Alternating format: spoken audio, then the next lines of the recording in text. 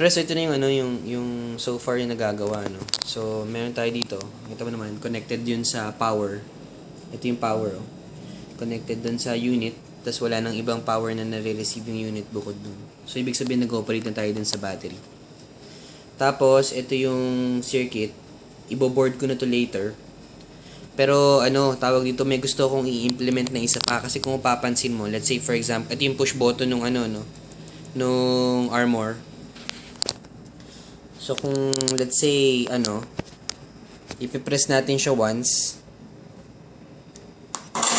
Yan, umilaw siya, tumunog.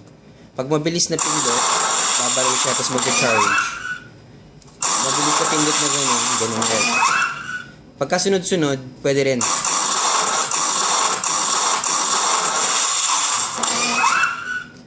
Pagka binitawan mo siya ng 2 seconds, mag-discharge siya. Pag stinart mo ulit, open siya.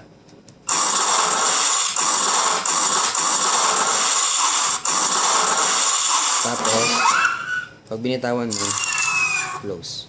Ang gusto kong implement itong sa LED. Kung mapapansin mo pagka pagka bumaril tayo, same lang yung LED light. Gusto ko sana mag-vary yung light. Depende dun sa, kunyari sumabog. Ibig sabihin dapat mas lalakas yung ilaw. Or mas hihina, ganun.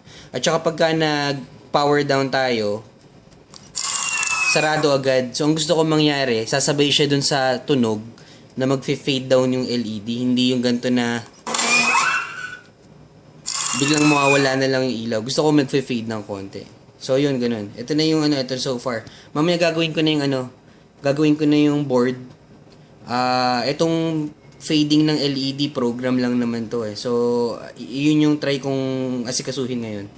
So, may binabasa akong mga article pa eh. So, yun lang muna yung yung ating progress.